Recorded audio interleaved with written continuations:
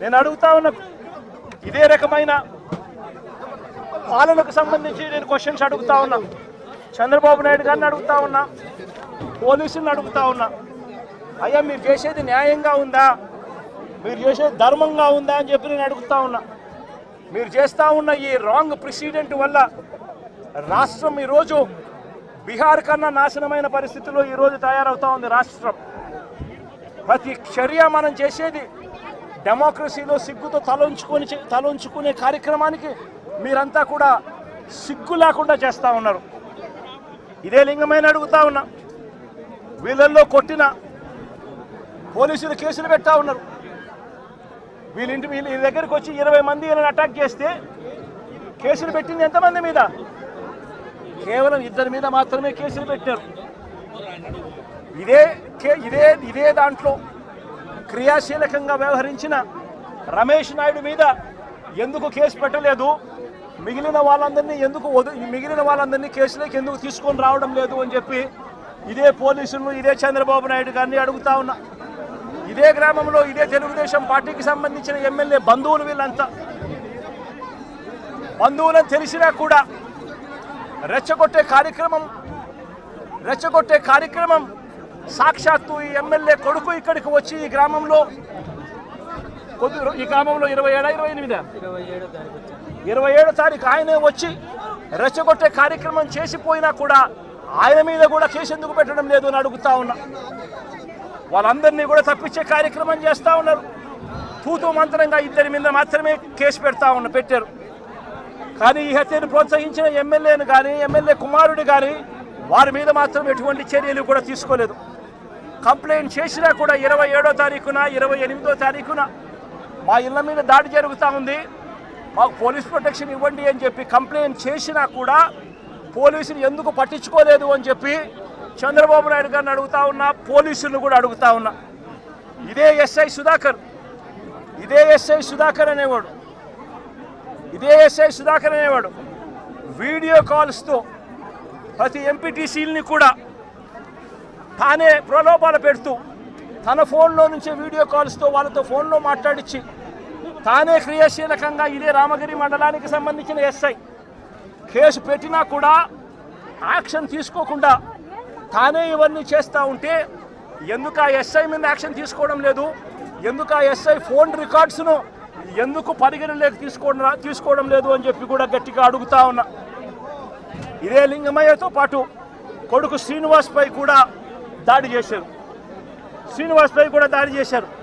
కానీ ఆశ్చర్యం ఏమిటంటే లింగమయ్య కొడుకు నుంచి కాకుండా వాళ్ళు కంప్లైంట్ రాసుకునింది ఎవరితో తెలుసా?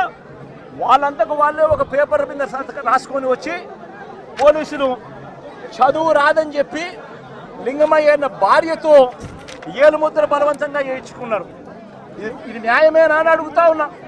లింగమయ్య భార్య చదువు రాదని, కొడుకు పక్కనున్నాడు, దాడిలో ఆయన కూడా గాయపడ్డాడు, చదువుకున్నాడు, కానీ ఆయనతో స్టేట్మెంట్ తీసుకోరు. స్టేట్మెంట్ తీసుకునేది పోలీసులే రాస్తారు. లింగమయ్య భార్యతో ఏలుముద్ర తీసుకుంటాడు. ఎందుకు ఆయన చదువు రాదు, భయపడిచ్చి పెట్టకపోతే ఏలుముద్ర వేయకపోతే ఏమన్నారమ్మా, సంతకం పెట్టాలి. ఎట్టి పరిస్థితుల్లో పెట్టకుండా పోతే ప్రసక్తే లేదు, ఖచ్చితంగా పెట్టాలని చెప్పి ఆమెతో ఏలుముద్ర తీసుకుంటారు. వీళ్ళు ఏం రాసుకున్నారో ఆమెకు తెలీదు, ఏం స్టేట్మెంటు ఉందో దాంట్లో తెలీదు, ఎవడు చెప్పడు. కానీ కొడుకు ఇచ్చే స్టేట్మెంట్ మాత్రం తీసుకునే కార్యక్రమం మాత్రం చేయరు. ఇదే లింగమయ్యను చంపాలనే ఉద్దేశంతో బేస్బాల్ బ్యాటుతో మరి ఇక్కడికి వచ్చి బేస్బాల్ బ్యాటుతో తల మీద కొట్టి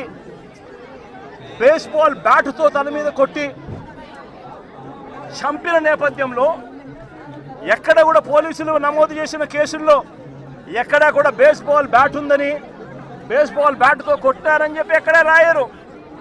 ఏంది చిన్న కర్రలతో గొడవ జరిగిందని, ఆ దొమ్మిలో ఏదో జరిగిపోయిందని వక్రీకరించే ప్రయత్నమే జరుగుతూ ఉంది ఇక్కడ.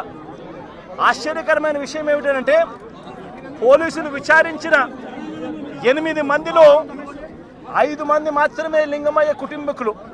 మిగిలిన 3 పోలీసులు సాక్షులుగా చేర్చిన మిగిలిన 3 తెలుగుదేశం పార్టీకి సంబంధించిన నిందితులకు సంబంధించిన సన్నిహితులను సాక్షులుగా మరో 3 పోలీసులే చేర్చడం అన్నది నిజంగా లా అండ్ ఆర్డర్ అన్నది ఏ స్థాయిలోకి దిగజారిపోయింది, పోలీసు అనే వ్యవస్థ ఏ స్థాయిలోకి దిగజారిపోయింది అని చెప్పడానికి నిజంగా ఇంతకన్నా వేరే ఉదాహరణ కూడా అవసరంలా.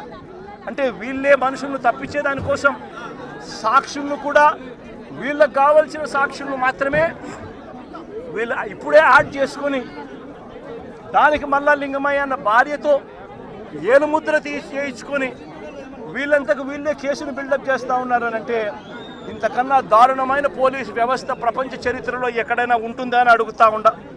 వీళ్ళంతకు వీళ్ళే తప్పుడు సాక్ష్యాలు క్రియేట్ చేసి వీళ్ళంతటికి వీళ్ళే కేసును నీరు కార్చే కార్యక్రమం జరుగుతూ ఉంది.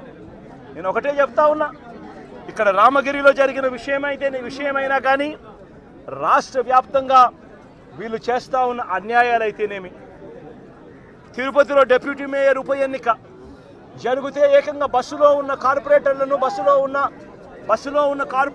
ఏకంగా పోలీసులు ఆధ్వర్యంలోనే అడ్డగించి ఏకంగా బస్సులో ఉన్న కార్పొరేటర్లు బస్సులో ఉన్న ఎమ్మెల్సీను ఏకంగా పోలీసుల ఆధ్వర్యంలోనే కిడ్నాప్ చేసుకుని తీసుకొని పోవడం ఏ స్థాయిలోకి దిగజారిపోతా ఉందో నేను అడుగుతా ఉన్నా.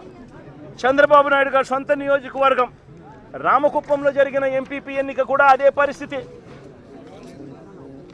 ఇదే మాదిరిగా దౌర్జన్యంతోనే ఎన్నిక జరిగించే కార్యక్రమం చేసినారు. పశ్చిమ గోదావరి జిల్లాలో జరిగిన అత్తిలి ఎంపీపీ ఎన్నిక చూసినా ఇదే దౌర్జన్యమే కనిపిస్తుంది. ఎక్కడా వీళ్ళకి సంఖ్యాబలం లేదు, అయినా కూడా దౌర్జన్యంతోనే గెలవాలి అని చెప్పి దౌర్జన్యాలు చేసిన పరిస్థితులే కనిపిస్తూ ఉన్నాయి. విశాఖపట్నంలో కూడా ఇప్పుడు ఏం జరుగుతూ ఉంది, 98 మంది సభ్యులుంటే 56 మంది సభ్యులు వైఎస్ఆర్సీపీ బీఫామ్ మీద వైఎస్ఆర్సీపీ సింబల్ మీద గెలిచిన వాళ్ళు. మరి తెలుగుదేశం పార్టీకి ఎక్కడ ఉంది స్ట్రెంత్ అని అడుగుతా ఉన్నా. ఇక్కడ కూడా దౌర్జన్యం చేస్తూ క్యాంపులో ఉన్న వైఎస్ఆర్సీపీ సభ్యులను సైతం భయపెట్టే కార్యక్రమాలు చేస్తూ ఉన్నారు. ఇళ్ళకు వెళ్ళి వాళ్ళ భార్యలను భయపడిస్తూ మీ ఆయన ఎక్కడున్నాడో చెప్పకపోతే మిమ్మల్ని స్టేషన్లో పెడతామని చెప్పి భయపడిస్తూ ఉన్న పరిస్థితులు ఈరోజు రాష్ట్రంలో కనిపిస్తూ ఉన్నాయి. మరోవైపున చూస్తే రాష్ట్రంలో హత్య రాజకీయాలు ఏ స్థాయిలోకి దిగజారిపోయాయి అంటే ఏప్రిల్ 6వ తారీఖున నంద్యాలలో ఈ మధ్యనే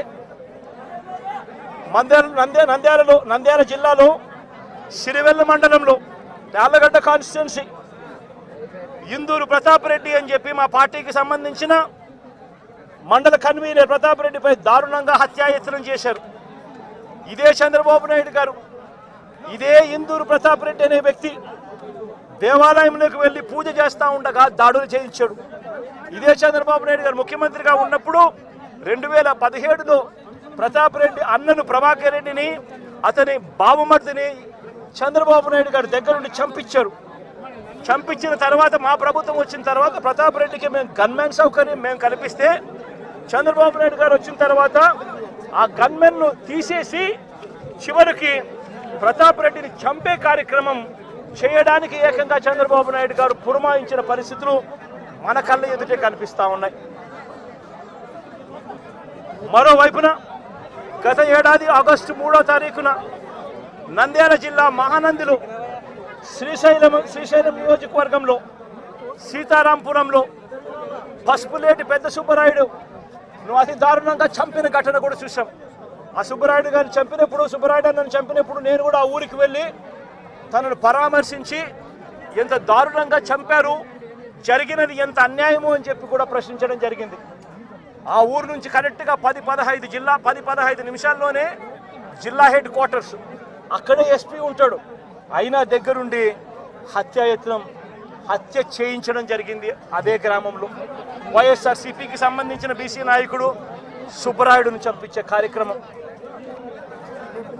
ఆశ్చర్యం ఏమిటంటే సుబ్బరాయుడు కుటుంబ సభ్యులు పోలీసులకు ఫోన్ చేసి 2-3 గంటల కిందట కూడా ఫోన్ చేసి ఊరిలో ఘటన జరగబోతా ఉంది, బయట నుంచి వ్యక్తులందరూ కూడా మోహరించినారు అని చెప్పినా కూడా కనీసం వచ్చి కాపాడే ప్రయత్నం కూడా జరగల. గత ఏడాది జూలై 23వ తారీఖున పల్నాడు జిల్లా పెదకూరుపాడులో కొసూరులో వైఎస్ఆర్సీపీ నాయకుడు ఈద సాంబిరెడ్డిని కూడా ఇనుప రాడ్లతో దారి కాచి రోడ్డులో కారు ఆపి కొట్టి చనిపోయాడని చెప్పి వదిలేసి వెళ్ళిపోయిన ఘటన. చివరకు తను హాస్పిటల్లో చేరడం, బ్రతకడం, ఈ రోజుకి కూడా తనకు 2 కాళ్ళు 2 చేతులు కూడా ఈ రోజుకి కూడా ఆపరేషన్ల మీద ఆపరేషన్ చేసి అవి బతికించే కార్యక్రమాలు చేసే కార్యక్రమాలు ఈ రోజుకి కూడా జరుగుతూ ఉంది. పల్నాడు జిల్లా వినుకొండలో గత ఏడాది జూలై 17వ తారీఖున వైఎస్ఆర్సీపీకి చెందిన రషీద్ అనే యువకుడిని దారుణంగా నరికి చంపిన పరిస్థితులు మన కళ్ళ ఎదుటే కూడా కనిపించాయి.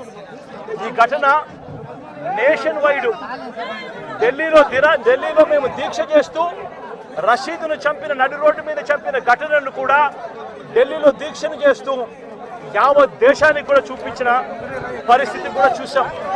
చంద్రబాబు నాయుడు గారి పరిపాలనలో ఈరోజు ఏం చేస్తూ ఉన్నారు అనంటే దొంగ సాక్ష్యాలను వీళ్ళే క్రియేట్ చేస్తూ ఉన్నారు.